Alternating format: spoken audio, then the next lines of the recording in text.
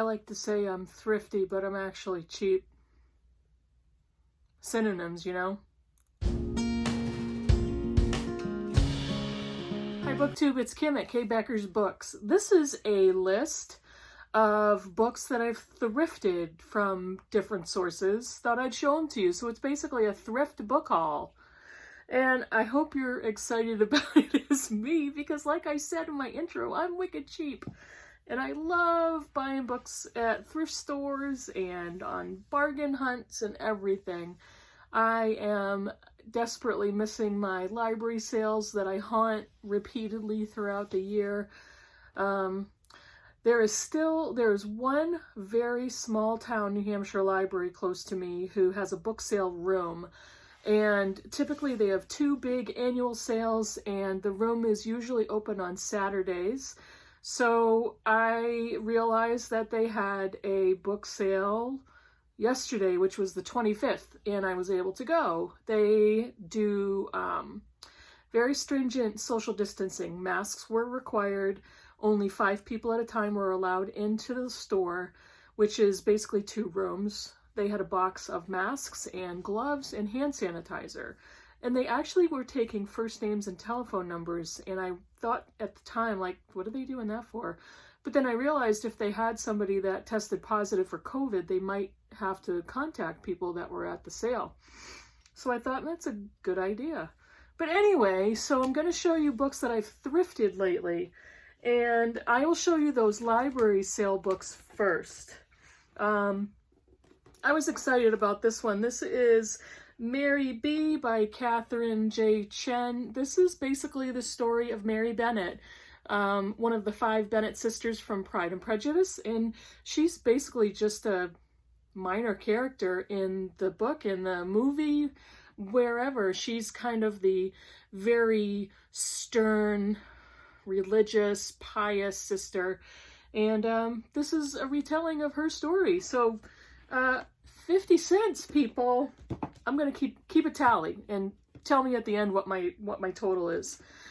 This is Samuel Richardson's Pamela. I actually first saw this on David Murphy's channel, and I'm gonna link his channel. He did a classics book video a little while ago where he talked about the classics he wanted to read this year, and it inspired me to look for more classics when I had the chance. So I found this one very quickly. It is 18th century London. Pamela marked a defining moment in the emergence of the modern novel. In the words of one contemporary, I won't read that part. Preached up for its morality and denounced as pornography in disguise, it vividly describes a young servant's long resistance to the attempts of her predatory master to seduce her. A lot of commentary about class, wealth, poverty, power. So that looks really good. And I found this gorgeous, almost pristine Penguin Deluxe edition of Sense and Sensibility. I just finished this for Jane Austen July and loved it. I love the book. I love the movie. I love the whole story of Eleanor and Marianne Dashwood and their attempts to find men and find love in Victorian England. So this was 50 cents. So far, this was also 50 cents. So far I'm up to $1.50 for 3 books. And the last book I found at the library sale is Find Me by Laura Vandenberg. She wrote The Third Hotel, and she's also married to Paul Yun, who is a short story writer that I really like. And Sean the Book Maniac and I did a buddy read of one of his short stories a little while ago, and I'll link that video down below. I don't know much about this book. Let's see, it's her debut novel. And it says, Joy has no one. She spends her days working in the graveyard shift at a grocery store in the outskirts of Boston and nursing an addiction to cough syrup in an attempt to suppress her troubled past. When a sickness that begins with memory loss and ends with death sweeps the country, Joy, for the first time in her life, has an advantage. She is immune. So that looked really good. Again, 50 cents. So far I've got $2 for 4 books. This one I found at the dollar store. I couldn't believe it. It is Invisible Man Got the Whole World Watching, A Young Black Man's Education by Mychal Denzel Smith. the Dollar Tree, people. How Do You Learn to Be a Black Man in America? In his celebrated debut, Mychal Denzel Smith chronicles his own personal and political education in a world that would deny his humanity. The questions he asks in this book are urgent for himself and for a generation still in waiting. Very timely, important topics. $1. Okay, I'm up to $5. This one I've been looking for forever.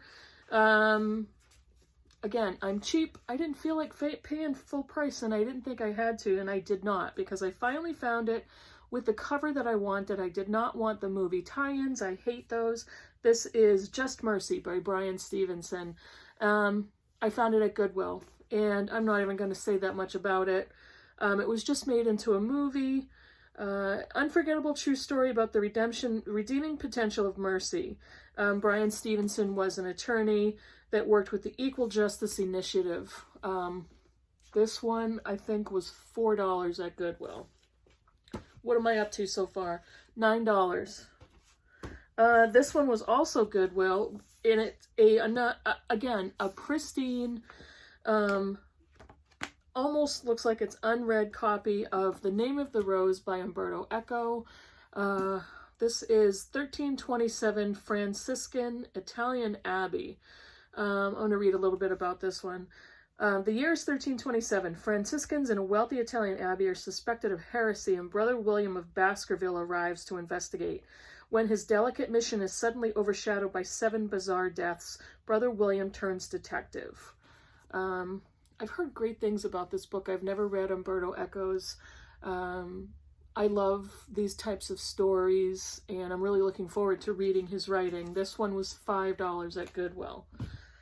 I lost track already, so somebody's going to have to remind me. This one was also at Goodwill.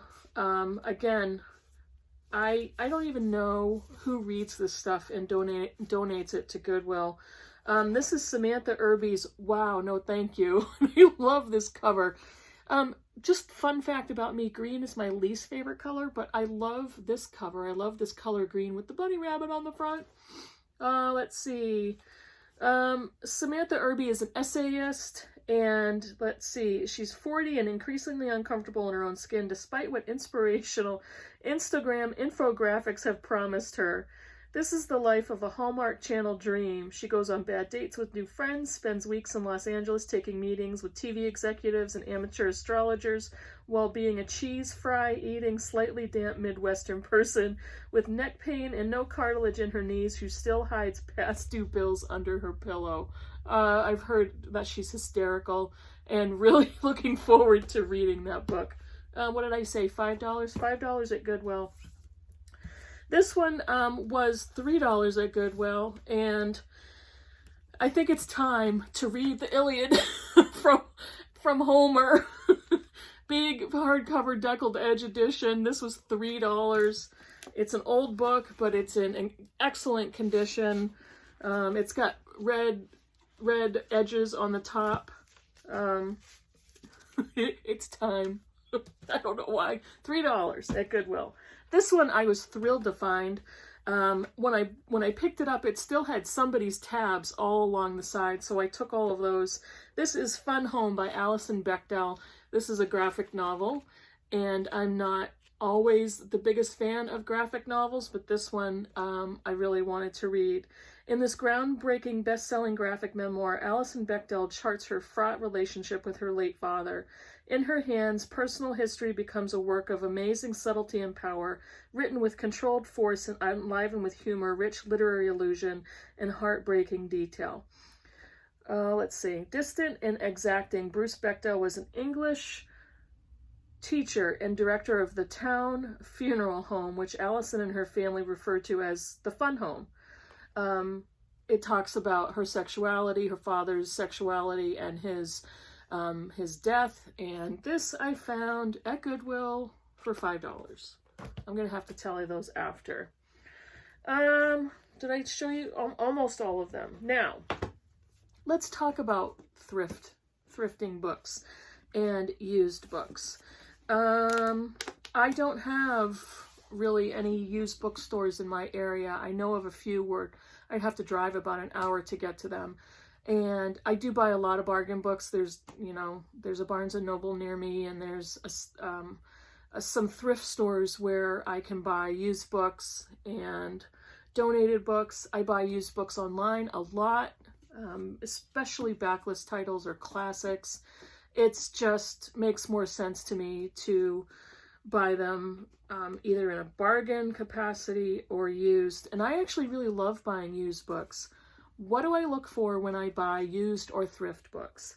I usually look for things that are in excellent condition. They don't have to be perfect or unread, especially if they're older books, but they can't be torn or dirty, or I don't want to buy used books that are falling apart. I don't want to buy used books that are bent or broken or ripped, that type of thing.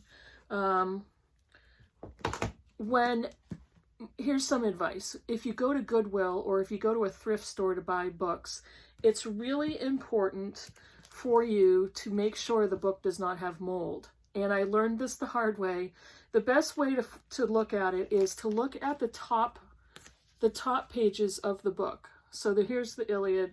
Look at the top of the book. This one has red sprayed edges. But if a book, I'll show you another one. If a book has mold or mildew, they very easily will show on the top of the pages, and it'll be little brown spots. It'll appear probably all over the top. If it's bad enough where it's appearing all over the top, it'll be all over each of the page edges as well. Do not buy a book like that, because if you bring it home and put it in with your other books, the mold and mildew will spread. If you buy a used book, smell it. You want to look for a few things. You want to smell for must. You want to smell for mildew. You want to smell for cigarette smoke. My husband had bought some books, a set of books that he brought them home and didn't even occur to him, but he realized they're reeking with cigarette smoke. So if you're not a smoker and you don't like that smell your books before you buy them. That one's pretty good. This one is almost brand new. It smells like a brand new book, like the brand new paper.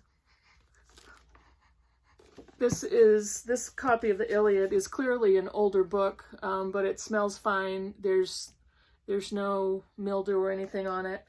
I also look for the age of the book. I don't need a book that looks brand new. It could be yellowing a little bit. This is a paperback copy of Richard Wright's Native Son that I recently thrifted online, and the pages are kind of yellow. That's okay, but they're dry. They're mildew free. It doesn't smell. A lot of times used books will smell like old books, which is fine. I don't care if it smells old, as long as it's dry and it's not stained. What are the things? Oh, let me back up a little bit. This one was brand new at the Dollar Tree, and so it's in perfect, pristine condition.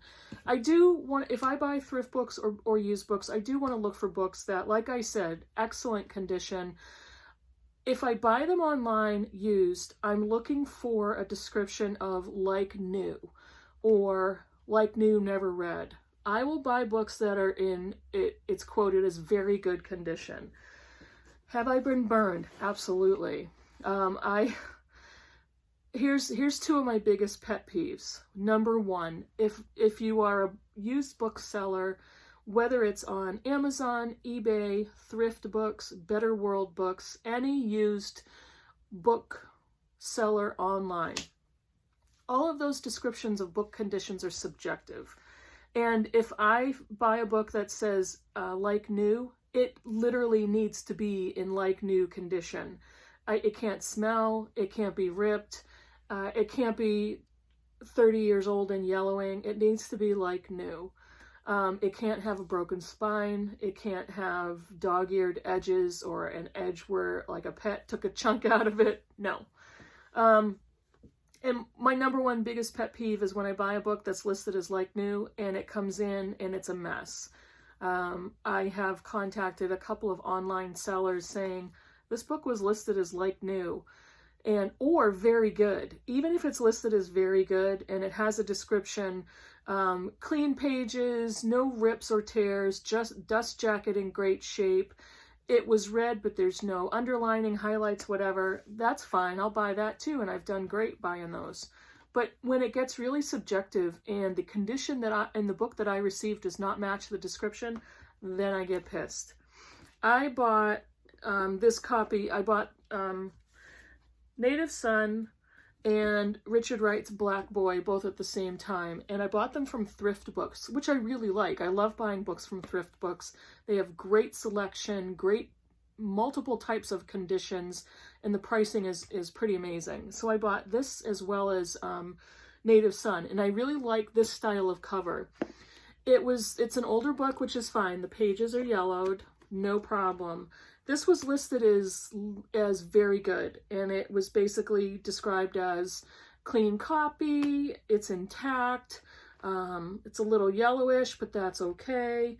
And when you're selling a book, look through it really quick, because if I get a book and it's got this type of writing in it, and you know, once in a while if I find a page with underlining or highlights, that's not an issue. But here's another one with writing all over it.